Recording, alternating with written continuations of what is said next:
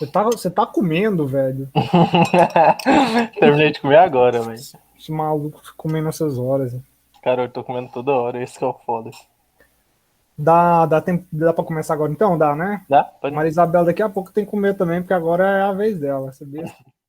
Olá, pessoal. Bom dia, boa tarde, boa noite. Para todo mundo que tá chegando aqui agora. Sejam bem-vindos ao nosso segundo podcast, nosso Biology Podcast. Nesse segundo podcast estaremos falando sobre biotecnologia, o que ela é e como é cobrada no Enem, tanto em formato de questões objetivas, como também a possibilidade de cair em formato de redação. Então, vocês terão uma boa base teórica para poder fazer as questões caso ocorra. E com certeza vai cair, porque tem bastante questões. A biotecnologia cai no Enem desde 2009. Então, pessoal, o que é essa biotecnologia? É uma área da biologia em que os organismos vivos são utilizados para a fabricação ou realização de mudanças em algum produto de interesse humano. Em 1992, ficou definido na Convenção sobre Diversidade Biológica, a CDB, que biotecnologia significa qualquer aplicação tecnológica que utiliza sistemas biológicos, organismos vivos ou seres derivados para fabricar ou modificar produtos ou processos para utilização específica. A biotecnologia engloba uma variedade de áreas conhecidas no âmbito biológico, sendo considerada, portanto, um campo interdisciplinar. Essa área de estudos é bastante antiga, entretanto, com o avanço da biologia molecular e da genética, vem ganhando bastante destaque. A sua importância é grande, sendo usado na produção de medicamentos, no desenvolvimento de testes diagnósticos, no surgimento de organismos transgênicos, no tratamento de esgoto com o uso de micro-organismos, entre diversas outras utilidades, que a gente vai estar falando aqui um pouquinho de cada uma dessas atividades que é possível utilizar a biotecnologia. Em virtude de uma relevância na atualidade, frequentemente o tema é cobrado em provas vestibulares, como o Enem. Uma das técnicas mais conhecidas que utilizam organismos vivos para a fabricação de produtos através da engenharia genética é a técnica de DNA recombinante. Essa técnica baseia na introdução de fragmentação de DNA de um gene específico no material genético de outro organismo, para que ele possa reproduzir a proteína determinada daquele gene. Vou estar falando bastante sobre isso aqui na parte da edição genética. Isso já é usado, por exemplo, na fabricação de insulina, que é em que o DNA humano é usado em bactérias para que eles produzam esse hormônio. Então, pessoal, a partir disso aqui, a gente vai estar trazendo alguns temas aqui para vocês, e eu vou começar falando sobre o que é essa edição gênica e sobre um conceito muito interessante, que é o do CRISPR, especialmente o CRISPR-Cas9. Eu vou estar falando aqui mais certinho para vocês o que está acontecendo, dando uma base aqui teórica para vocês situarem no que eu quero falar e como está acontecendo no dia de hoje, beleza? Então, imagine que você estivesse vivendo, por exemplo, na década de 80, que naquela época foi te dito que os computadores em breve dominariam tudo, desde compras até relacionamento, marketing, e bilhões de pessoas estariam conectadas via um tipo de web e que você teria um aparelho manual em ordem de magnitude mais potente do que um computador. Isso aqui poderia parecer um absurdo, né, para a década de 80, mas acontece que isso tudo já acontece. A ficção científica se tornou nossa realidade e tudo que nós pensamos sobre isso. A gente está num ponto parecido hoje com a engenharia genética. Então, bora falar um pouco sobre isso. Da onde que veio, o que ela está fazendo agora, e sobre também o seu recente avanço, que poderá mudar a forma que a gente vive hoje e tudo que a gente dita, entre aspas, como uma coisa normal. Então, galera, os humanos têm sido editores de genes por milhares de anos através de reprodução selecionada, fortalecendo características úteis em plantas e animais. A gente se tornou bom nisso, mas nunca entendeu diretamente como isso funciona. Até que um dia a gente descobriu o código da vida, o que a gente chama hoje de DNA. Ele é uma molécula complexa que guia o crescimento, desenvolvimento, funções e a reprodução de tudo aquilo que está vivo.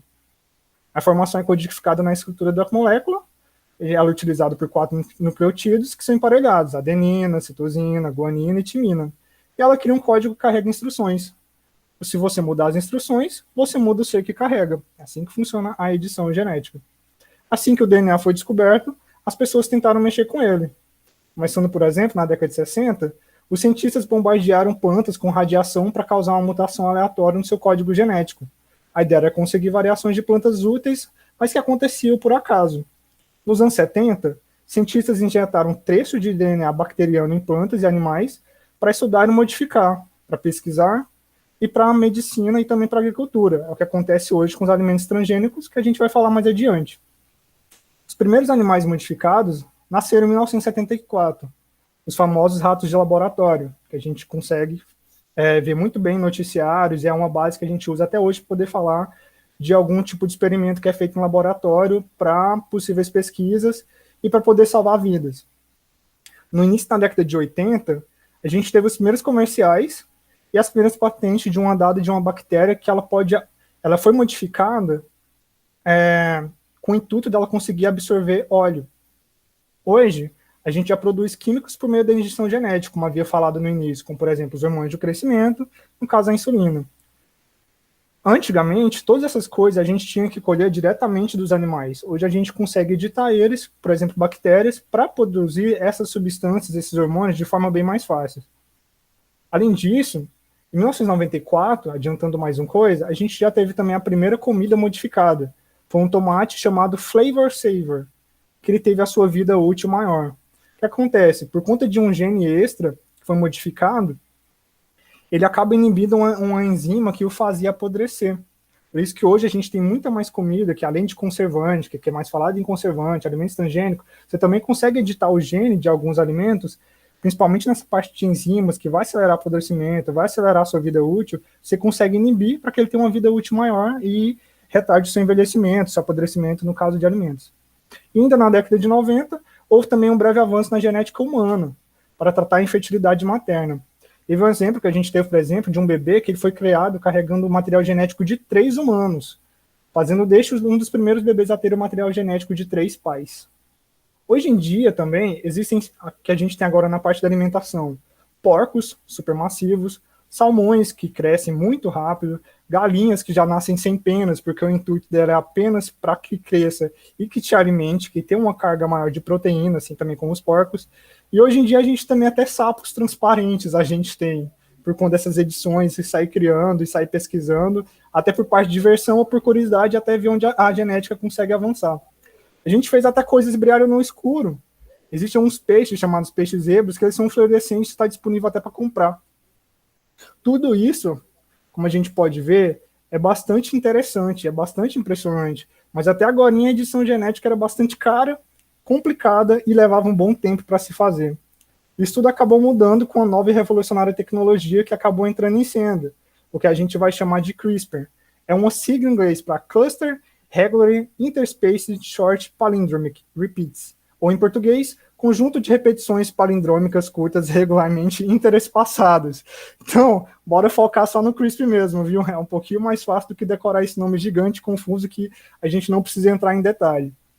Do nada, por conta desse CRISPR, o custo da edição genética encolheu 99%. Ao invés de anos que a gente gastava para poder produzir alguma coisa, a gente só gasta algumas semanas para conduzir experimentos e basicamente todo mundo que tem um laboratório consegue fazer. É difícil a gente poder, assim, contabilizar e dizer o quão grande e revolucionário o CRISPR é. Literalmente, ele tem um potencial de mudar a humanidade para sempre. Por que de repente isso aconteceu e como é que ele funciona? Mais uma vez, bora voltar aqui atrás, em alguns milhares de anos, para poder responder isso. Na guerra mais antiga da Terra, onde bactérias e vírus têm lutado desde o amanhecer da vida. Os chamados bacteriófagos ou fagos, que são vírus que predam bactérias, acabam eliminando 40% das bactérias todo santo dia, principalmente nos oceanos. Os fagos fazem isso inserindo seu próprio material genético dentro da bactéria e o controla como uma fábrica. As bactérias tentam resistir, mas falham na sua maioria das vezes, pois suas ferramentas de proteção são bastante fracas. Mas às vezes a bactéria acaba sobrevivendo ao ataque. Somente assim ela pode ativar o seu sistema antiviral mais efetivo. Como é que isso acontece? O sistema da bactéria guarda parte do DNA viral em seu próprio código genético e um arquivo de DNA chamado CRISPR. É aqui que a gente encontra o CRISPR, olha ele aí. Aqui, o DNA viral fica seguro, guardado, até que ele seja necessário utilizado. Ou seja, ela acaba acoplando essa parte do DNA bacteriano, do DNA viral, dentro do seu próprio DNA. Só que ele fica lá inviável, não é utilizado. Quando um vírus ataca novamente, a bactéria rapidamente faz uma cópia desse DNA que ela tem arquivado e cria uma arma secreta, uma proteína chamada Cas9, que é uma proteína associada ao CRISPR-9. A proteína agora ela pode escanear a bactéria e procurar sinais invasores, comparando com cada parte do DNA que ela já tem guardada, nessas amostras que ela tem arquivada. Quando ela encontra uma combinação que é quase perfeita de 100%, ela ativa essa proteína, consegue cortar o DNA viral que está atacando novamente e acaba deixando ele inútil, protegendo a bactéria contra o ataque. É bem similar ao que a gente tem aqui na gente mesmo, nosso organismo, como funciona o sistema imunológico. É quase como se fosse também uma produção de vacina, a gente pode falar assim, bem entre aspas mesmo, uma produção de vacina que as bactérias fazem contra os vírus, saca? É a mesma coisa também que o nosso sistema imunológico faz. Ele guarda essas informações, só que no nosso caso acontece por células de memória e outras células imunológicas que a gente tem. Na bactéria funciona dessa forma, ela acaba armazenando esse material, consegue identificar depois, produz uma proteína que consegue acabar com as próximas invasões que tem desse mesmo tipo de material. A gente pode ver que o quão incrível esse Cas9 ele é muito preciso, assim, quase tanto como um cirurgião, como se a gente poderia dizer um cirurgião de DNA. A evolução do CRISPR começou quando os cientistas descobriram que esse sistema ele pode ser programável. É aqui, galera, que está a grande jogada do CRISPR. Você consegue programar uma coisa, olha o tanto que é interessante, você consegue programar uma proteína viva. Só basta dar ela uma cópia do DNA que você quer modificar e colocar o sistema nela numa célula viva. Se as antigas técnicas de manipulação genética pareciam como um mapa, a gente pode comparar o CRISPR hoje como se fosse um sistema de GPS, ou seja, uma coisa bem mais rápida, bem mais atualizada e bem mais certeira. Além de ser bem preciso, mais barato e mais fácil de mexer, o CRISPR oferece a habilidade de editar células vivas, ligando e desligando os genes, para marcar, para estudar sequências particulares de DNA. Vocês imaginam tanto que isso aqui é incrível, galera. Você conseguir editar um gene, você conseguir ativar um gene, você conseguir desativar outro. Você pode fazer isso, por exemplo, se você tem uma célula cancerígena, se você tem alguma parte do DNA que você consegue estudar e saber se ele pode originar, por exemplo, algum câncer, alguma doença, ser predisposto a ter alguma coisa psicológica, alguma patologia, você consegue desativar esse gene. Isso se você conseguir fazer desde do embrião, o organismo já vai nascer praticamente imune de alguma outra coisa. E se você desativa esse gene nele, ele não vai passar para o próximo organismo. Então, a partir de um organismo que você já muda, todos os seus descendentes vai começar a mudar. Funciona para qualquer tipo de célula isso. Para organismo, micro-organismo, para planta, para animal, e também para os animais, a gente seres humanos, né? Que é bom a gente falar, não ter muita essa distinção aqui na nossa biologia. Mas apesar dessa revolução que a gente tem com o CRISPR, ele ainda é uma ciência de primeira geração. Já tem ferramentas mais precisas que ele sendo usadas, enquanto a gente está falando aqui agora. Em 2015, por exemplo, teve alguns cientistas que usaram o CRISPR para cortar o vírus do HIV, de células vivas em paciente laboratório, provando que era possível a gente ter esse uso. Um ano depois, em 2016, eles começaram um projeto de uma longa escala, novamente aqui com os ratos de laboratório. Esses ratos continham HIV em praticamente todas as suas células. Simplesmente injetando o CRISPR nas caudas dos ratos, eles foram capazes de remover cerca de 50% da carga viral de todo o corpo desses ratos. Em poucas décadas, essa terapia com o CRISPR poderá curar o HIV no corpo humano. E também outros retrovírus, que são vírus que se escondem no DNA humano, como por exemplo a herpes. A gente pode erradicar todos esses retrovírus usando essa mesma maneira, editando e implementando o CRISPR nas nossas células. O CRISPR também pode derrotar um dos nossos maiores inimigos que a gente tem hoje. O que seria esse inimigo nosso? O câncer. Como é que ele ocorre? É quando uma célula se recusa a morrer e continua se multiplicando, ocultando-se do sistema imunológico. O CRISPR ele dá uma maneira de editar a nossa célula imunológica a ponto de que ela consiga se transformar e ficar uma maneira melhor para poder caçar essas células cancerígenas que ficam ocultas da gente. Se livrar do câncer, daqui a pouco, vai demandar apenas que você tome algumas injeções de suas próprias células que foram modificadas no laboratório a fim de te curar. Aí, então, também a gente tem as doenças genéticas. A gente tem milhares delas, que vão de alguma coisa moderadamente irritante, que não quase tem alguma coisa significativa em você, ou pode chegar em alguma doença genética que pode ser mortal, ou acarretar até décadas de sofrimento, alguma coisa que seja incurável, uma patologia crônica. Com essa ferramenta que a gente tem do CRISPR, a gente pode ser capaz de mudar tudo isso. Mas todas essas aplicações que a gente tem, ela vai do indivíduo, né? A gente tem essa coisa em comum, é do indivíduo. Exceto se você usar uma célula reprodutiva do embrião, como havia dito há um tempo atrás. Se a gente usar o CRISPR, provavelmente ele vai ser usado para além desses fins. A criação, por exemplo, de humanos super modificados. Aí você imagina, você conseguir programar um bebê de forma gradual, mas com mudança que seja irreversível para o pool gênico humano. Alguém sabe aí? Alguém quer dizer o que é esse pool gênico? Alexandre, Maria?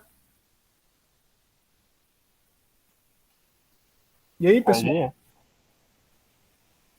Pode complementar o final de sua fala. Já tem uma informação bem legal. Certinho. Quer falar sobre pool gênico? Não, pugênico não. Nossa, velho, pugênico é muito difícil. Então, pessoal, o pool gênico, basicamente, a gente pode trazer o pool como se fosse uma piscina, uma área de todos os genes possíveis que você tem para poder se modificar e passar adiante. Tipo assim, você tem um organismo, ele tem todas as funções possíveis para seguir daqui para frente. Se você edita no embrião tais funções, edita esses genes para sempre, eles não vão ser passados para frente. Tipo assim, se você tem 10 variações, um exemplo bem pequeno, 10 variações possíveis para, sei lá, tamanho de um ser humano dentro desse pool gênico. Se você edita para ele ter só um tamanho possível, no caso você quer uma pessoa muito grande, ela só vai ter essa variação dentro do pool dela. Quando ela for passar para a próxima geração, para os filhos delas, a única opção que o filho dele vai ser é de ser tão grande quanto o pai, ou pelo menos de tamanho parecido. Ele não vai ter a opção de ter outro tamanho, porque o pool gênico dele, as variações dele, se resumiu a isso. Por conta da edição que foi feita dentro do código genético dele, ele não consegue passar outras variações para frente, não consegue sofrer outro tipo de medicação. É assim que acontece essas mudanças reversíveis dentro do pool gênico. Essas mudanças aí do pool gênico, ela ficou bem famosa. Ela bombou mais, principalmente em 2012 a 2015, quando ela foi utilizada justamente para isso, né? Questão Exatamente. de alterar genoma de embrião humano, de cães, e daí surgir todas aquelas possibilidades, né? De você poder fazer o humano da forma que você quer, você escolher tudo que vai sair nesse humano ser completamente modificado, todos os seus genes. Dá para a gente pensar bastante coisa de como isso pode acontecer daqui para frente. Essas formas de editar o genoma do embrião humano já existe, como ele disse, mas a tecnologia ainda está nos seus estágios iniciais. Começou em 2012, as primeiras tentativas, e em 2015, 2016, novamente, cientistas chineses fizeram os primeiros experimentos em embriões humanos e foram parcialmente bem-sucedidos na segunda tentativa, como é o destaque. Eles acabaram nos mostrando que o desafio enorme que a gente tem para encarar nessa edição de embrião. Mas também os cientistas também nos mostram que estão trabalhando e que também já estão resolvendo isso. Isso é a mesma coisa que como a gente comparou no início. É como a gente comparar um computador dos anos 70. Vai haver melhores computadores independente da sua opinião sobre a engenharia genética. E acaba que, mesmo independente de você, ela vai te afetar. A mesma coisa que aconteceu um tempo atrás. Mesmo você não acreditando que supercomputadores pudessem existir, mesmo o pessoal que nasceu na década de 70, década de 80, acreditando que algo poderia existir com tanta complexidade, mesmo a sua opinião sendo contra isso, achando que não, isso vai te afetar. Tanto é que todo mundo que veio nessa década, é impossível que hoje não esteja utilizando esse tipo de tecnologia. Da mesma coisa acontece com a edição genética. E até chegar ao CRISPR já foi assim, uma evolução tremenda, né? Tudo começou tipo, lá da proteína Cas9, Cas9. Isso. Então, desde lá já era o início do que hoje se torna o CRISPR, que já é tão falado, né? E quando se descobriu a proteína, já ninguém dava muita bola, ou que muita gente poderia conseguir evoluir na biologia. E hoje é um dos principais recursos da biotecnologia, que é o CRISPR, e que usa essa proteína Cas9, que antigamente já nem era mais falada. Então é todo um processo muito demorado, realmente, são anos e anos para chegar a isso, mas a gente vê o resultado disso tudo agora, né? E como vai chegando assim à tona, o bom é que ele acaba se tornando uma coisa bem exponencial, né? Do passar assim, das últimas décadas, teve um avanço muito grande. Quando Sim. descobriram essa proteína Cas9, só imaginava que ela funcionaria como um tipo de sistema imunológico. Até que depois de um certo tempo que perceberam que você conseguiria editar essa CRISPR para você fazer o que quiser com ela, para modificar da forma que você quer, para você editar em células vivas e fazer mudanças da forma que você quer. Você imagina, humanos modificados poderão alterar o genoma da nossa espécie inteira, porque eles vão mudar essas características que passaram aos seus filhos, quais passaram para as outras gerações e vai mudar lentamente o nosso progênio, como havia dito. Imagina se você consegue fazer um bebê imune a Alzheimer, por que você também não pode dar a ele um metabolismo bem melhorado? Por que você não pode dar a ele uma visão perfeita? Ou É também uma uma estrutura. possibilidade de erradicar todas as doenças genéticas, né, praticamente. Exatamente. Também, tipo, por exemplo, mudar totalmente a sua estrutura muscular. Dar ao seu filho, sei lá, uma inteligência bem extraordinária. Humanos modificados poderão ser o novo padrão daqui a uns anos. E assim a engenharia vai se tornando normal e nosso conhecimento melhorando, a gente pode resolver o maior fator de risco, que não é que a gente tem aqui da mortalidade, que seria o quê? Envelhecimento. A Sim, gente tem os exatamente. dados atualizados de hoje que morrem por cerca de 150 mil pessoas todos os dias. 2/3 disso é por conta de algum fator relacionado ao envelhecimento. Realmente.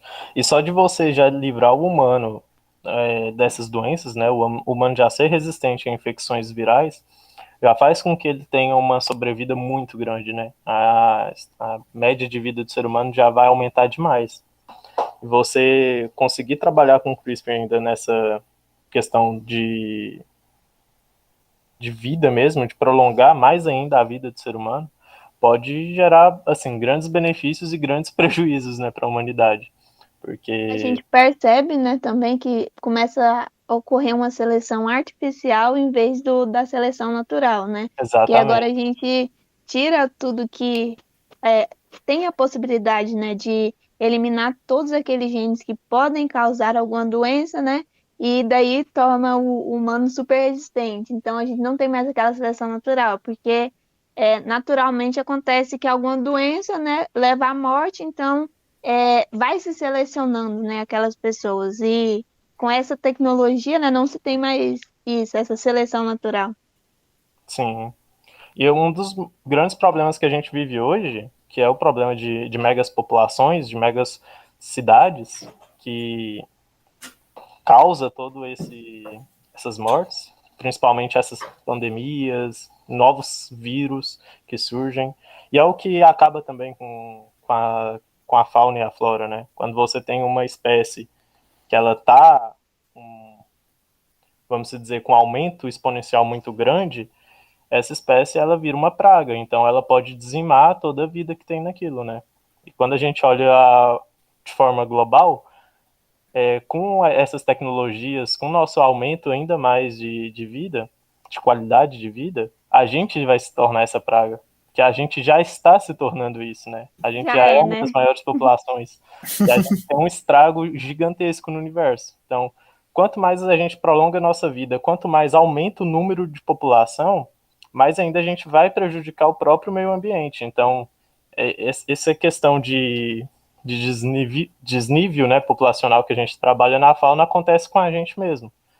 Que a gente está, de certa forma, nos matando quando estamos elevando tanto assim nossa qualidade de vida. Então, Exatamente.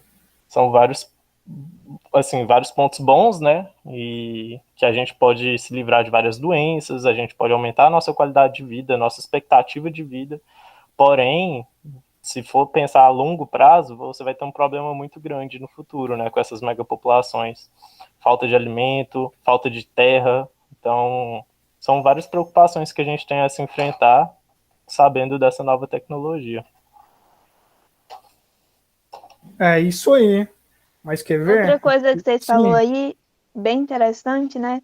É sobre a demora que houve para se chegar, né, a esse CRISPR agora. Tipo, Uhum. já identificaram e assim, foi Sim, todo um processo. E a gente vê que a biotecnologia, ela vai passando por esse processo.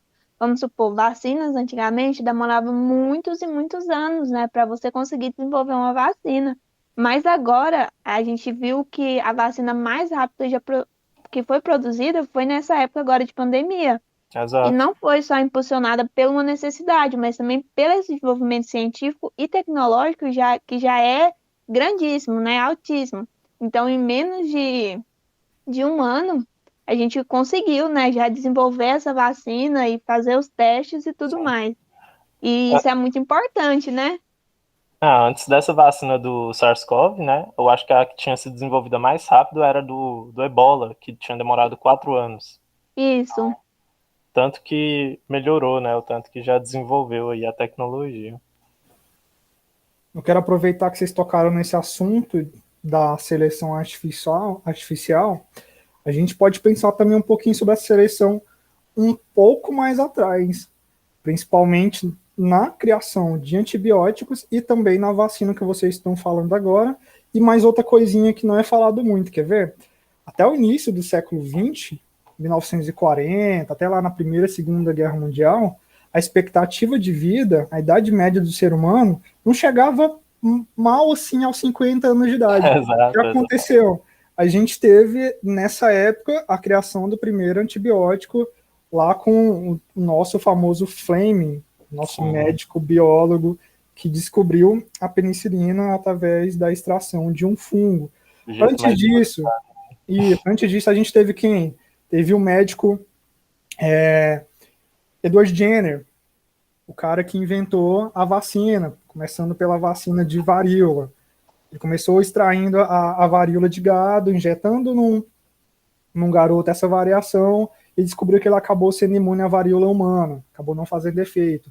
Se você pega, é o que a gente tem a noção de hoje de enfraquecimento viral, digamos assim. Se você pega um vírus que tem uma carga mais fraca, injeta em você, seu organismo consegue se recuperar e criar anticorpos, quase que automaticamente ele vai ser imune a uma carga mais forte, que no caso era a varíola humana. Daí a gente teve o surgimento das primeiras vacinas. Então, daqui a gente já tem 2 seleções artificiais, que a gente já está prolongando a nossa vida. Além disso, o que a gente teve para prolongar mais a vida? Revolução Industrial. Mudou muito a vida de muita gente, Revolução Industrial, mas complicou a vida de muita gente também. Levou à pobreza, capitalismo. Além disso, voltando um pouquinho lá atrás, depois da Idade Média, o que a gente teve? Também voltando lá nos primeiros médicos. A edição de flúor nas águas para acabar com a manifestação de cólera que estava tendo por contato de água contaminada. Então, a gente já teve os primeiros saneamentos básicos lá atrás. Isso também é um tipo de seleção artificial, porque você acaba vendo meios de ir contra as próprias seleções, de deixar só o ambiente tentar se recuperar e se proteger e lutar contra o ambiente, contra o seu meio, e acabou criando seres, né, selecionados através disso. Isso é uma tecnologia. A partir do momento que você percebe, você consegue estudar alguma coisa que te faz mal e sabe como deter esse mecanismo, você já está criando uma seleção artificial. Quando a gente fala de tecnologia, não precisa ser alguma coisa necessariamente voltada à energia, alguma coisa muito mirabolante, alguma coisa muito complexa. É que qualquer coisinha que você consegue se prevenir de alguma coisa, você já está causando uma seleção artificial. A partir do momento que você tenha o conhecimento, que você consegue se proteger de algo, já é uma seleção artificial. Então essas coisas já vêm de lá atrás. Voltando nessa parte da gente utilizar também a biotecnologia, a Maria Isabela vai falar mais à frente. A gente já tem a fabricação e utilizar leveduras, mas ninguém sabia que eram leveduras para fabricação de vinhos, de pães, de cerveja. Então, a gente voltando aqui nessa parte do envelhecimento, que é causado pelo acúmulo de dano nas nossas células, como quebra do DNA e também no sistema responsável por corrigir estes que acabam se desgatando com o tempo, que a gente tem nas nossas bases do cromossomos, que a gente chama de telômeros, que ele vai se encurtando a cada vez que a célula vai se replicando, é onde que a gente tem hoje como mais plausível a partir de onde vem o envelhecimento. A cada momento que a célula se divide, esse telômero, a parte final dos cromossomos, eles vão se encurtando. Então a gente tem a ideia que é daí que acaba acontecendo o envelhecimento. Se a gente consegue reverter isso, a gente pode fazer humanos quase que imortais ou retardar bastante o envelhecimento. Através de quê? Combinação de edição genética e algumas outras terapias. A gente pode mudar ou amenizar bastante o envelhecimento, talvez até revertê-lo, quem sabe um dia, sei lá, daqui centenas de anos. A gente sabe que a natureza existe animais imunes contra o envelhecimento. Por exemplo, a gente tem algumas escaravelas, tem algumas espécies de caranguejos, algumas algas. Crocodilo, um exemplo. Os lagartos, que são os que têm uma maior recuperação. Né? O Alexandre pode falar melhor sobre isso aí. Sim. Cara, é incrível, porque o único jeito de um crocodilo morrer, tanto, na verdade, dos escamados, desses reptília, tanto os crocodilos, os jacaré, alligator, todos eles só morrem por doença ou falta de comida. Olha aí. Porque eles têm a regeneração de célula muito maior do que ele perde, do que eles envelhecem. Então eles se regeneram mais do que eles se envelhecem. Então eles nunca vão morrer de velhice, por exemplo. Tanto que nesses zoológicos você tem esses, principalmente fora do Brasil, né? Porque aqui no Brasil não é muito comum essa prática, mas fora do Brasil você tem aqueles zoológicos que eles pegam esses animais para voltar esses animais para a natureza, né? Não um zoológico para visita de pessoas. E geralmente esses zoológicos que visam essa preparação do animal, né, para voltar esse animal para a natureza, você tem esses animais gigantescos. Tem noticiário de crocodilo com quase 5 metros. Isso é um absurdo, sabe? Que na natureza você não acha. Mas por que você não acha? Porque esses animais morrem de doenças, morrem por falta de alimento, porque eles crescem demais, então é muito mais difícil deles se camuflar, é muito mais difícil dele conseguir se alimentar. Mas eles não morrem por velhice, porque esses animais são, entre aspas, imortal. Outro exemplo é o tardígrado. O tardígrado é, assim, é mais surreal ainda, né? Porque no espaço, pode ser num clima frio, num clima quente, independente da condição climática, independente de qualquer coisa, ele vai estar vivo. É um animal que também, assim, tem que ser muito estudado, e é muito estudado hoje em dia, né? Então a gente já tem esses animais, então basta a gente estudar e aplicar isso também para as outras formas de vida. Então imagina, se a gente consegue... Oi? Você pode falar, Túlio, depois eu continuo. Só ia falar que, assim, você imagina, se a gente consegue detectar qual é o gene que faz a retardar esse envelhecimento, ou o gene que faz prolongar a vida desses animais. Se a gente consegue pegar esse gene, editar ele na gente, eventualmente, né, a velhice vai deixar de ser uma grande coisa. Ainda que a gente acaba morrendo em algum ponto, a gente não vai morrer como é, entre aspas, o padrão de hoje, aos 90 anos, por exemplo, na Idade Média. A gente pode chegar a viver milhares de anos. Ainda que, né, a gente tem alguns desafios maiores que isso, como a gente tinha falado no início. Tem a questão dos desafios tecnológicos, tem que passar essa tecnologia para frente. Tem a questão dos desafios éticos, que é uma das coisas que mais pega, a bioética pega muito. Exatamente. Então, você que a gente está ouvindo aqui a gente agora, pode ficar um pouco desconfortável com tudo isso que a gente está falando, de ter medo da gente criar um mundo onde a gente acaba rejeitando humanos que sejam imperfeitos e a gente vai acabar pré-selecionando traços de qualidade baseada na nossa ideia do que seja saudável. Só que o que acontece? A gente já vive nesse mundo onde a gente seleciona esses traços. A gente tem, por exemplo, hoje em dia mesmo, dezenas de testes de doenças genéticas ou complicações, acabou se tornando um padrão para mulheres grávidas ao redor de todo mundo. Muitas vezes, uma mera detecção de uma falha genética pode levar ao fim de uma gravidez. Eles conseguem detectar que o filho vai nascer com alguma patologia que seja irreversível, alguma doença crônica, alguma coisa que vai dificultar a vida dele. Já acontece muito da mulher, principalmente em locais que o aborto é permitido de tudo quanto é forma, ela acaba conseguindo abortar, acaba não levando a gravidez para frente. Então vocês não acham que isso a gente já está selecionando uma genética mais perfeita? Se você está evitando que organismos que têm algum defeito congênito nasçam, você já está selecionando seres. Então a gente já vive isso e não é de agora, já tem um tempinho. Realmente, a gente já vive essa biotecnologia há muito tempo. Tanto que a gente tem conhecimento de saúde do embrião, tanto que as grávidas já mudam a sua alimentação, já tem a utilização de suplementos, Exatamente. Já muda totalmente sua rotina, porque você sabe os efeitos que isso tem. Isso aí, querendo ou não, é biotecnologia também. Justamente, a partir de tudo isso a gente já está editando, a gente já está se editando e editando com as nossas próximas gerações. Então, só para finalizar, pessoal, finalizando a minha parte, no caso, apenas participando da vida acadêmica, a gente pode ter certeza que essas pesquisas futuras, elas vão ser guiadas com cuidado, com razão, com uma boa supervisão e também com transparência. A gente necessita muito disso. A tecnologia, ela pode ser bem assustadora, mas a gente tem muito a ganhar com ela, principalmente com essa edição na genética. Ela vai ser apenas mais um passo no que a gente pode chamar até hoje de seleção natural, porque nós somos seres naturais que estamos nos selecionando. A gente está selecionando espécies mais inteligentes para acabar daqui, sei lá, algumas centenas de anos, não sei, acabar dominando mais parte do universo. A gente vai acabar com doenças e a gente vai estender o nosso tempo de vida por alguns séculos.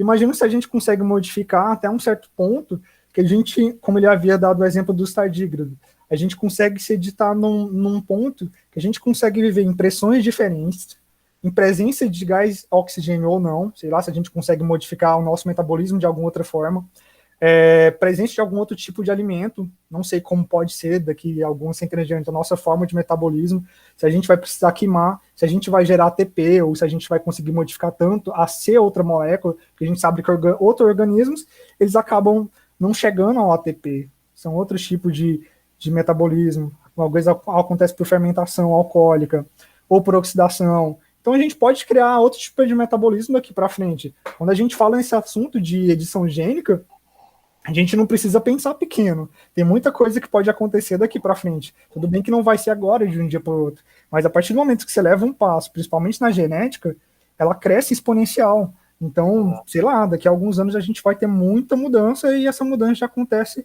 hoje e está acontecendo desde ontem e alguns anos atrás e por aí vai. Hein? O que eu tinha para falar era sobre isso, sobre o nosso famoso CRISP. Vocês podem ter certeza que é um tema de Enem. Já caiu sobre edição, cai muito em questão de genética. Tudo isso que a gente falou, vocês podem usar como base teórica para escrever uma redação, para responder questão objetiva, se você conseguir selecionar melhor as questões. E é isso. Além disso, também informação para a vida, né? Isso aqui é um bom conhecimento, é uma boa forma para vocês refletirem e também incentivar a pesquisa. É isso. O que mais, pessoal? Essa questão do CRISP também tem várias outras, né, tecnologias. Eu acho que nesse século o transgênico ainda é o mais falado, né, na biotecnologia, é o mais conhecido, que vem cada vez mais evoluindo também. Então você vê que a biologia ela está ali presente em todas as áreas, né, desde da nossa vida até ali no alimento, no animal, em tudo. Em tudo você vai ter a biotecnologia. No seu smartphone, tudo tem biologia, tem tecnologia. Tem tela de celular que hoje em dia é feita com algas, né? Então você tem biologia aplicada até nisso, até no seu smartphone, que é as telas OLED. Então, a biotecnologia ela só tem a ajudar a gente, né? E resolver alguns problemas, vai trazer outros problemas, é claro. E então é uma área que tem muito a crescer, que a gente tem muito a aprender. E isso aqui é só que a gente está falando, ainda é só o comecinho disso tudo, né? É só o começo. E olha que já foi muita coisa e é só o começo. A gente tem que ficar bastante reflexivo, né? Que a gente consegue perceber no caso dos antibióticos, né? Uhum. Eles foram algo que ajudaram assim bastante, né? Salvaram muitas vidas. Mas a partir dos antibióticos também surgiram bactérias super resistentes. Então, assim, a bactéria arrumou uma forma, sabe, de driblar, sabe? Aquilo ali que foi criado para combater ela. E aí a gente consegue perceber, assim, vamos supor, a gente vai mudando um organismo, né, para que ele se torne super resistente às doenças que a gente conhece. Mas e se aparecer uma doença que a gente ainda não conhece? Um exemplo é esse vírus, né? O Covid-19, né? A doença causada pelo SARS-CoV, a gente não conhecia esse vírus, né? E quando ele surgiu, a gente teve aí muitas e muitas mortes. Então a gente vai modificando um organismo, né? Para se tornar super resistente às doenças que a gente conhece. Então, se surgir uma mínima coisa, pode ser que esse superorganismo, né? Essa superpopulação, ela seja dizimada rapidamente. E a gente está editando genes específicos para doenças específicas, mas a gente se esquece que a gente não conhece tudo no mundo, né? Tem várias coisas desconhecidas que podem surgir. Bom lembrado. E também, né, a gente pode citar que é muito importante essa parte da ética na biotecnologia, porque várias pessoas, assim, de má fé, né, a utilização de forma incorreta dessa biotecnologia também pode dizimar populações. Vamos supor, né? Podem ser criadas armas biológicas, então vamos supor, né? Sim. Eu edito uma bactéria, né, para que ela consiga ser, assim, mais letal e assim eu consigo dizimar populações inteiras, né? E a gente vê que agora, né, a gente já passou daquela época de guerras que se utilizavam armamentos, né? Então a gente tem que ficar bem atento ao conhecimento agora, né? Para que ele não seja a ciência, não seja utilizado de forma incorreta, né? E por isso é importante, sabe, essa parte da bioética, de estar sempre limitando até onde é que essas pesquisas podem ir, porque pode trazer muito benefício, sim, mas em mãos erradas pode ser o nosso fim, né? Exatamente, né? Literalmente, nosso fim. Um exemplo é as bombas de nêutrons, que é um recurso aí utilizado da biotecnologia. A criação da bomba de nêutrons surgiu por causa da biotecnologia, né? Que é com um dispositivo lá termonuclear e tudo mais, que é utilizado os compostos de níquel e cromo. Então, assim, você já tem bombas, a bomba de nêutrons, por exemplo, ela é a última categoria de uma bomba atômica, que tem aí a utilização da biotecnologia. E, claro, né, um armamento nuclear não é a melhor forma de você investir essa biotecnologia. Na verdade, é a pior forma de você investir em qualquer Realmente. tecnologia. A gente tem que estar Então, procurando sempre o bem-estar e sair também desse egocentrismo, né? É o bem-estar não só dos seres humanos, porque a gente também depende de tudo que está ao redor da gente. Então, tem que ser um bem-estar do todo, né? De toda a ecologia, de todo o meio ambiente. Ela havia falado dessa questão de estar acabando surgindo novos vírus em contato com a gente. Eu acho que essa questão de surgir não é que o vírus ele não surgiu agora, ele estava lá. Ele estava no canto dele, ele tinha o seu próprio hospedeiro, ele vivia em um certo local, ele contaminava certo organismo, mas para aquele organismo que ele contaminava, acabava que não matava, porque pode ser que o organismo ele já tinha resistência, e eles viviam junto, contaminavam, mas não chegava à morte de toda a população e tal. O que acontece? A partir do momento, como a gente havia discutido no podcast passado, se você acaba desflorestando muito o ambiente, acaba invadindo muito um local, onde já existe toda uma flora e uma fauna específica de determinado ambiente. E nesse local existem alguns vírus, alguns patógenos, algumas bactérias, alguns protozoários que contaminam certos animais só entre eles mesmos. Se você chega lá invadindo, acaba matando aquela região e esse vírus não tem o que contaminar, ele vai acabar evoluindo e passando para a gente. Ou ele pode simplesmente pular de um organismo para o outro. Ele pode passar a contaminar a gente e acabar que a partir do momento que ele contamine, ele acabe mutando de certa maneira que essa contaminação seja tão efetiva que acaba danificando o nosso organismo, que foi aconteceu com o Covid. A gente exato. tem hoje, nas pesquisas mais recentes, que o Covid poderia ter existido aqui de fora em algum animal. Pode ser um morcego, ou pode ser que foi algum roedor, algum outro animal. Se você acaba invadindo aquele local, ele acaba ficando sem o seu hospedeiro original, ele acaba passando para a gente. Então isso pode acontecer muito. Tem muita região aqui que a gente é inexplorada ainda. E não é por conta disso que a gente tem que explorar e acabar com ela totalmente. Quer entrar para estudar, estuda. Quer descrever as espécies, vai. Quer catalogar, vai. A gente não tem que chegar lá e destruir com tudo aquele local, porque você vai acabar matando tudo, outras coisas não vão morrer, vão ficar mais resistentes, vai contaminar a gente vai morrer ou vai danificar muito. E a gente está vivendo o que a gente vive hoje, que é mais uma pandemia, por conta de descuido, por conta do capitalismo, porque querer só a plantação, que a gente chama de plantação de churrasco, se você acaba desmatando todo um local para fazer a plantação de gado, você acaba matando muito um local. Aí nisso a gente já entra novamente em uma interdisciplinaridade.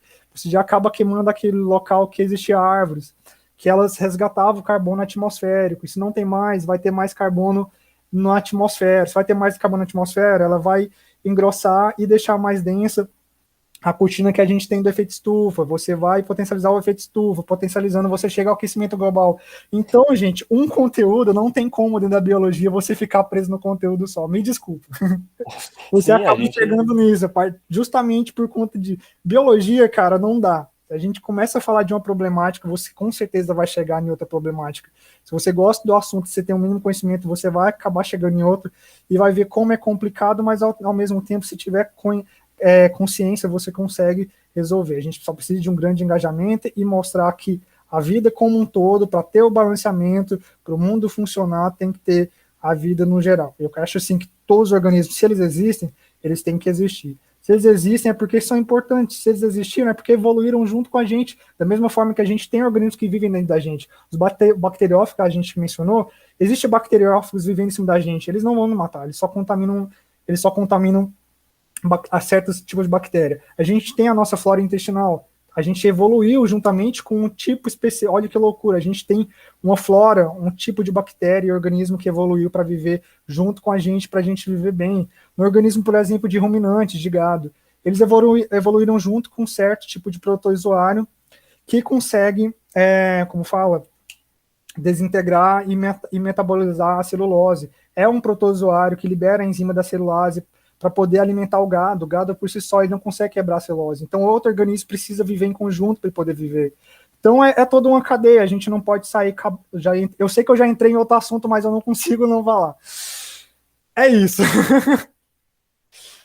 Sim, acaba que a biologia, ela uma questão que a gente pega, uma problematização, ela afeta um todo, né? Afeta Exatamente. todas as áreas ali da biologia. Então, só a questão de biotecnologia que a gente estava falando, a gente já vê que afeta num contexto geral, né? De todos os temas da biologia. Sim, entra É em como o tudo. próprio nome fala, biotecnologia. Então você vai ter todas as ações da biologia, desde a botânica, zoologia, microbiologia, a todas as ações da tecnologia, do nosso cotidiano, sabe? Então, desde a computação até ali na robótica, na tecnologia social, então tudo vai estar interligado.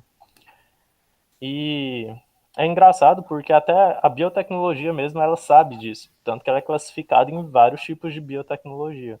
Você tem a biotecnologia verde, que ela é relacionada para a agricultura, então tem esse, como a gente pode dizer, tem essa classificação até como forma de você se restringir, né, a uma parte específica da biotecnologia. Aqui a gente está falando nela num contexto geral. Então você tem a biotecnologia verde relacionada à agricultura, a biotecnologia vermelha, que ela é ligada à área da saúde, biotecnologia azul, que é aplicada na busca de organismos marinhos, biotecnologia branca, que está relacionada essa questão de poluentes, né? De você fazer essa geração de produtos que emitam menos poluentes e etc. Você tem biotecnologia laranja, que está relacionada a essa parte da educação, ao campo da informação. Então você tem vários tipos de biotecnologia. E quando a gente fala aqui, de forma geral, a gente está, querendo ou não, a gente enfatiza todas as matérias, né? Todos os Uhum. contextos aí da biotecnologia. Quando você cita aí, né, a biotecnologia verde é onde entra essa parte, né, dos transgênicos, né, que Sim. são os organismos que são geneticamente modificados, né, e para isso se utiliza a técnica de DNA recombinante, né, e no caso a gente vai estar tentando criar uma planta aí, né, que ela seja resistente, vamos supor, à seca, ou a climas muito frios, ou resistente a tal parasita, né, que pode estar atacando Uhum. aquela planta. E isso é algo assim muito interessante, né? Que a partir disso a gente conseguiu expandir e evoluir a nossa agricultura e agora a gente tem, sei lá, uma cenoura, uma batata que dura dentro da nossa geladeira até um mês, né? E Exato. antigamente a gente não tinha isso, né? Até quando a gente vai plantar em casa, vamos supor, a gente plantar um tomate em casa, dá os trenzinhos mais pequenininhos. Agora a gente compra aquele tomate no mercado, é um tomate grande. Tem como você modificar os genes dessa planta até para o tomate ser mais vermelho, sabe? Até para você escolher a cor, porque é feito um mapeamento genético, né? De toda aquela planta Uhum. ali, e você sabe quais são os genes específicos para cada uma das coisas, crescimento, cor e etc. E assim você vai modificando para tornar aquela planta melhor, né? Melhorada. E só com isso, né, a gente pode ver assim que também tem seus impactos, né? Vamos supor, estou modificando aquela planta ali para tal características e pode ser que um gene que eu inseri ali, ele pode desenvolver uma alergia numa pessoa quando ela consumir aquele alimento. Uhum. Então, a gente tem os benefícios, né, mas também tem esses pontos, sabe? Além disso, nessa parte também dos transgênicos, imagina o seguinte: se você edita uma certa população de, dá exemplo de milho, uma certa população de milho, você edita ele para ser imune ou resistente a certa praga ou certo vírus. Se você deixa essa população toda a imune a tal vírus, querendo ou não, toda a plantação são geneticamente iguais. Então, pode se aparecer uma nova praga ou um novo vírus, como todos eles são iguais, todos eles vão ser atingidos da mesma forma. Se você edita todos para serem iguais e resistentes, eles não vão ser resistentes a alguma outra coisa. Então, se um morrer, morre todos. Então, essa é uma coisa que também tem que tomar cuidado. A gente precisa da variabilidade. Se ficar só por conta de um gene específico, se modificar só um e deixar todos iguais, se um morrer, todos morrem. Tudo bem que se um ficar resistente, todos ficam, mas se aparecer uma coisa nova, que nem apareceu aqui pra gente, a questão do Covid, pode danificar todos. A gente precisa dessa variação genética. Exatamente, é importante para a vida humana, né? Uhum.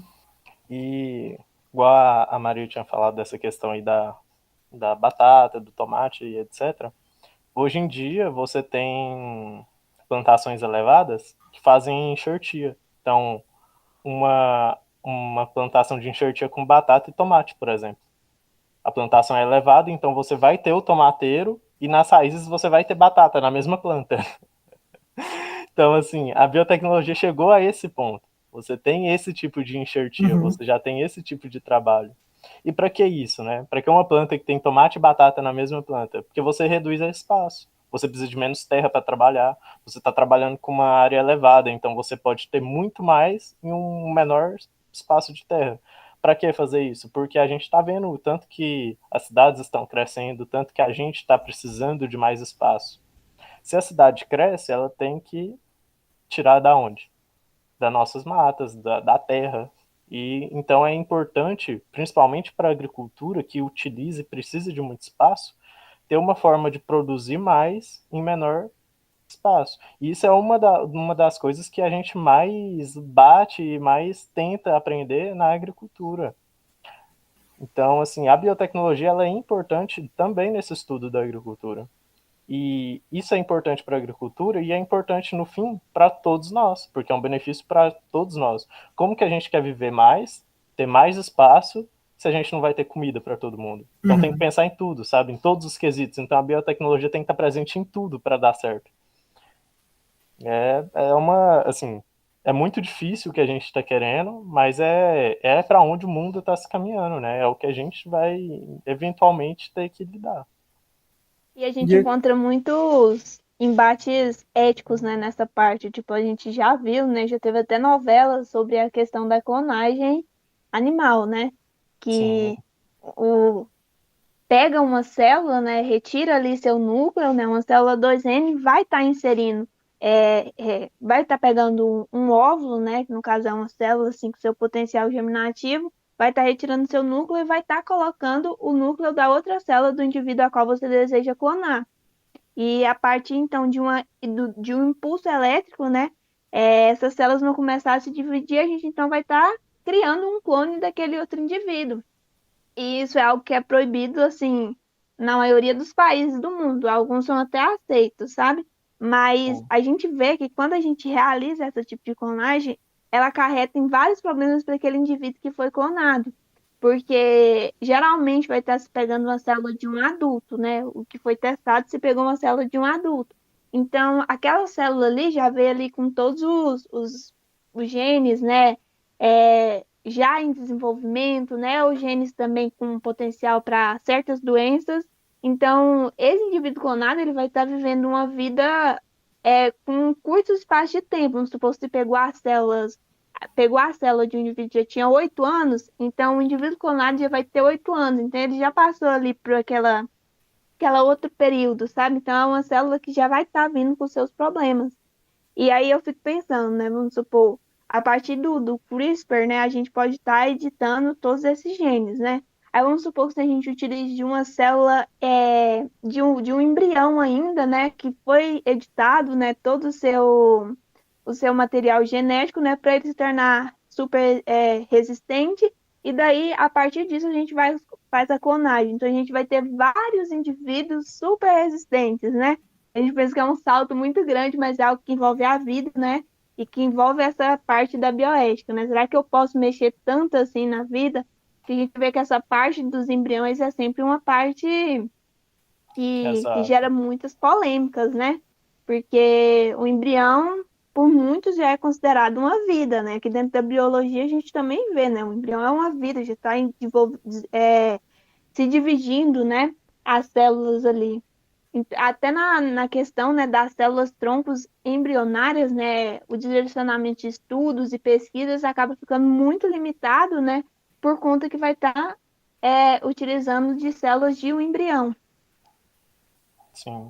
Hoje em dia a gente já tem um debate muito grande que é o aborto. Imagina então agora, além desse debate, que já é muito, assim, que já é um dos maiores debates do século, a gente tem também um debate de super-humanos, né? Que também vai envolver com o embrião. Então já são muitas teorias, né, que o pessoal tem, já é muita discussão com isso, com trabalhar com embrião, se você pode, se você não pode ter esse tipo de biologia, esse tipo de tecnologia com embrião. Então, realmente é uma discussão muito grande ainda que se vai ter. Igual hoje a gente tem um debate com o aborto, provavelmente daqui a alguns anos vai ser o debate também com os super-humanos. E é um debate que a gente já pode começar hoje, né? E que a gente já está começando aqui nesse podcast. A gente já A gente começou está hoje. aqui já sendo visionário, já está visualizando tudo. Já vamos debater coisas que ainda vai acontecer. Querendo ou não, uma hora vai acontecer. Não tem como, se boa parte da população, principalmente dos cientistas, já tem noção de que esse tipo de tecnologia existe, eu duvido muito que ela, do nada, ela vai se extinguir, que alguém vai falar, não, vocês não têm direito, vocês não podem mexer com isso, vai ser banido. Eu imagino que não. É uma Então, discussão um futura, não momento tem vai como. acontecer. Um momento vai acontecer, o ser humano em si tem muito para evoluir cognitivamente, na sua parte de ciência mesmo, das faculdades mentais mesmo que eu falo, essa questão de ética, de bioética, de moral. Além disso, a gente sabe que a religião também influencia muito nessa questão de aborto, de mexer com a genética. Tem um fator também muito grande por trás, principalmente a Igreja Católica, então não é só os cientistas em si, e querendo ou não, os cientistas também são influenciados pela sua própria religião. Então, né, acaba que alguns deixam de tocar nesse assunto ou querer levar adiante, acham errado mexer, porque tem muita gente que fala, você está brincando de Deus, você está querendo criar uma vida, não pode fazer isso. Então tem toda essa discussão também para rolar, que já rola e ainda vai rolar mais ainda daqui para frente quando essa tecnologia pegar os seus próximos passos. Então tem muita coisinha para ver ainda, a gente tem muito para aprender ainda, tem muito para entender o que é o ser humano, o que é a vida em si, essa discussão de vida, como funciona, o que é o metabolismo, a partir de que momento a gente entende como vida, porque dentro da biologia mesmo, a gente tem mais de um conceito do que é organismo vivo, da onde começa a vida, aonde ela termina. A gente tem o vírus, que é um grande exemplo, a gente hoje não tem ele classificado se é um organismo vivo ou não, se ele só é uma coisa viva quando ele está contaminado, se ele é um material genético que consegue se multiplicar, ele é vivo ou não. Ele tem um metabolismo, mas só dentro da célula. Ele só é vivo? Qual é o limiar? A partir de que instante ele acaba se tornando um organismo vivo? Então tem muita coisa para debater dentro disso ainda. A ciência tem muito que expandir, tem que chegar ao maior número de pessoas possível, porque tem muita gente que tem vontade de aprender, quer ter esse conhecimento, tem uma predisposição para aprender, só que não tem acesso. Já estou entrando em outro assunto aqui novamente. Eu também fico pensando em outra coisa, gente. A gente está vivendo assim no século, né? Assim, que é marcado pelas doenças mentais, né? Pelos problemas psicológicos, né? Sim. E aí a gente vê ansiedade, depressão, sabe? E a gente está trabalhando nisso para tentar cada vez mais prolongar a vida, mas a gente não está sabendo lidar já com a vida que a gente está tendo agora, porque a gente está super ansioso, super depressivo, a gente está tendo crise de pânico para apresentar um trabalho da faculdade. Então a gente vai vendo assim, sabe? A gente está tentando prolongar a vida, mas as nossas condições mentais, elas não estão adequadas para todo esse ritmo, sabe? Que está levando. Eu acho que é até uma causa natural mesmo, sabe? Que a gente vai vendo essa evolução tanta que a gente já vê que a gente não consegue aguentar um aparelho de celular o dia inteiro na nossa mão, porque são tantas informações, são tantas coisas que a gente não consegue lidar com isso. O cérebro da gente não consegue lidar com isso, né? Muitas A das vezes a gente gente, nem percebe que está acontecendo isso. a gente precisa de bastante filtro dentro disso aí, igual tu falou, a gente está priorizando muito retardar o envelhecimento, para que a gente viva mais fisicamente, mas a gente não falou até agora sobre a parte também de você ter uma expectativa maior de vida mental, né? Não adianta nada você ter um organismo físico que envelheça, sei lá, 100 anos de idade, 200 anos de idade, chegar aos 300 anos de idade, mas você não tem uma boa faculdade mental. Você crescer com psicopatologias não é uma boa ideia para um organismo. Ele não vai viver bem na sua mente. Seu físico pode crescer, pode desenvolver, mas enquanto sociedade você não vai conseguir se sobressair ou passar para frente. Então a gente também tem que ver essa questão de biotecnologia para as faculdades mentais, né?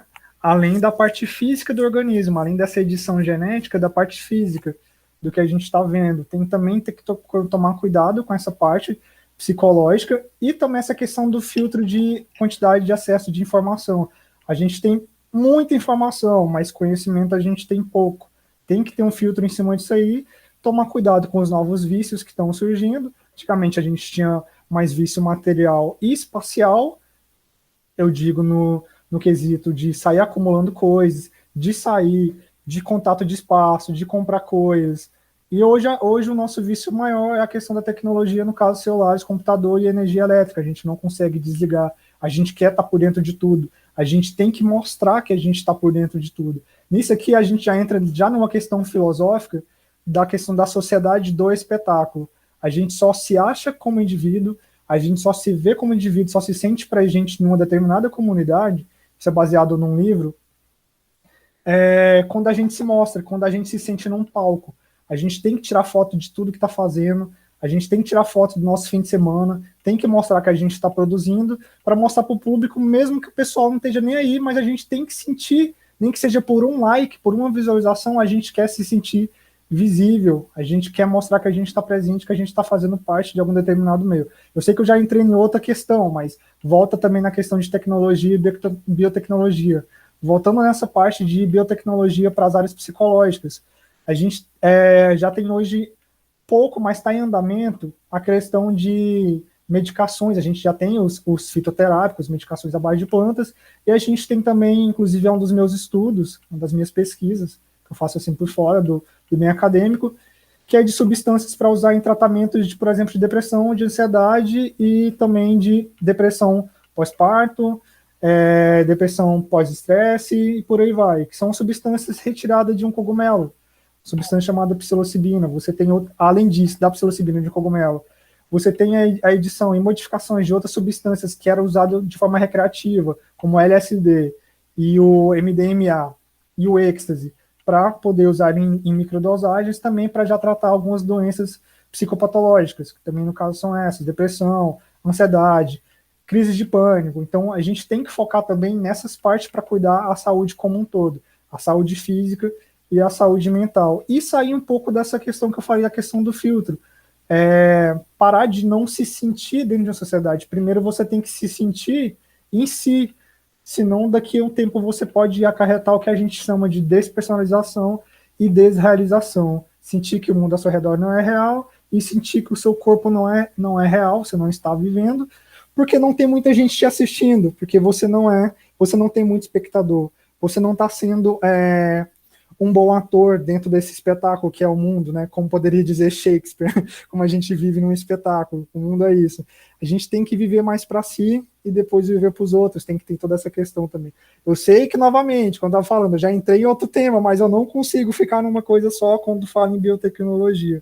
Vocês podem complementar com o que vocês quiserem. Queria muito aqui agora falar todo o conceito de modernidade líquida, mas vamos deixar. Não, deixa o Bauman para uma próxima, para um próximo podcast, não, a gente não termina isso. Bauman, a gente vai ter que expandir o canal para os viés filosóficos e a gente vai ter que abrir uma coisa. segunda, a gente vai ter que abrir um canal aqui, uma nova playlist para a parte de filosofia. Vamos ter que convidar mais gente de fora. Não tem como, tá né? Aguardando a gente falar de modernidade. A filosofia é a raiz de todas as ciências, então não tem como a gente não falar em um tema mais aprofundado assim, acaba refletindo. E olha que a gente tá sóbrio, hein? Esse é o melhor, né? Esse é o melhor. Então, pessoal, a gente já tá chegando aí 1 hora, né, de podcast. Tempinho muito bom aí pro pessoal que tá acompanhando. Se vocês quiserem complementar mais alguma coisa, então podemos encerrar esse podcast. Eu acho que a gente planou bem o assunto, assim, ficou dialogado, assim, ficou bem legal. Entrou em vários temas. Imagino que dentro de tudo que a gente falou, a gente conseguiu abordar muita coisa e mais do que esperado. A gente falou muito. Eu imagino que seja tipo de grande aprendizado mesmo, que vai ser bastante útil para vocês que estão aqui, tanto por interesse próprio, tanto para quem está fazendo o Enem ou fazer alguma outra prova. Então, eu imagino que tudo que a gente falou aqui vai ser bastante útil para Nossa, pelo debates, para menos responder questões. muita E até para a reflexão gente aí na mesmo. mente do pessoal, né? Isso, eu imagino que a gente aqui entre si mesmo, a gente conversando, a gente teve muito para aprender um com o outro aqui, tem muitos pontos de vida. Tanto é que quando a gente começa a falar alguma outra coisa, outro dá o seu ponto de vista, outro fala Sim. alguma coisa que um ficou sem falar. Então, esse tipo de diálogo é bom para isso. Podcast, a gente está aqui para isso, para dialogar, para cada um levantar o seu ponto de vista e um ajudar o outro a aprender cada vez mais. E é isso que tínhamos para falar aqui nesse nosso segundo podcast. Foi isso.